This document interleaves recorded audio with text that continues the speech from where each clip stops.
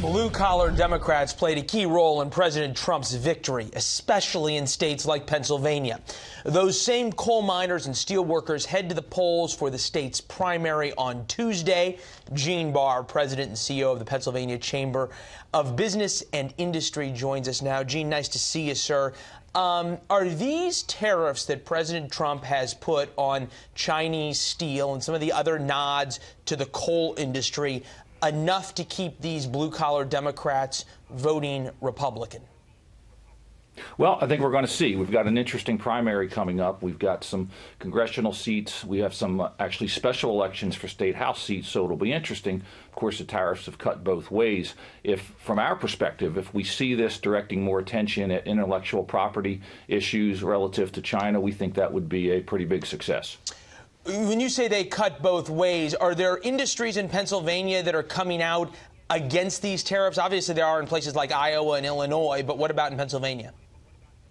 There's some who've expressed some concern because it has resulted in higher costs. You've seen some of the reaction from the agricultural side. So as I say, you've got a little bit of positioning on both sides. But as I say, if we can focus attention on some of the things we've really got to pay attention to. For example, a number of my members have had significant problems in terms of interaction with the Chinese government for intellectual property. That would be, from our perspective, a big victory. How are employers who are in so many ways buoyed by President Trump's policies and his business owners are more and more excited about the Trump presidency, how do they translate their excitement as employers down to their employees?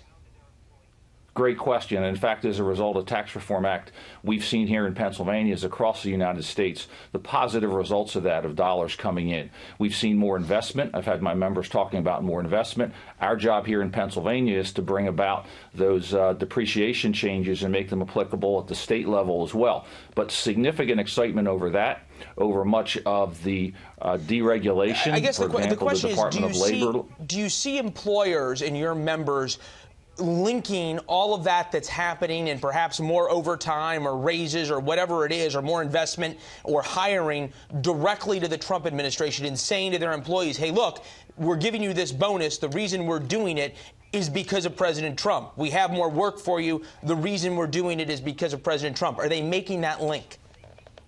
I think they're making it directly tied to certain policy decisions and certain legislative decisions. For example, Tax Reform Act, some of the deregulation changes have been very positive. If that becomes an indirect link to President Trump, then perhaps some of them are doing that as well. But they're directly tying it to issues, I would say, more so than anything else. And give me a sense of what the candidates there are doing. Are you seeing candidates line up behind these same issues as they're fighting it out in the primary? Yeah, you're seeing a lot of that, and of course, how that bears out depends on, of course, whether it's a Republican or a Democrat primary.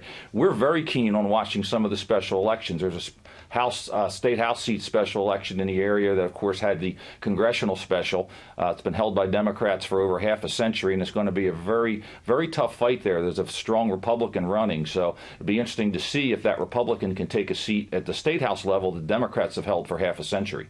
What about for the governor's mansion? You've got a popular Democratic governor there, and you've got three Republicans duking it out with some incredibly tough ads on the air. Do you worry that the Republicans are going to be weakened and you won't have a shot at the governor's mansion?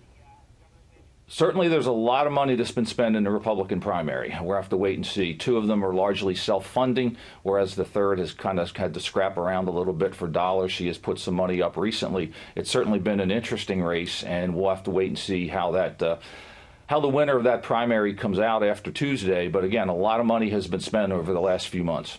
Well, a lot of money has been spent, and there will be even more spent in the coming months. Gene, appreciate your insight, sir. Thanks. All right, take care. Good to be with you.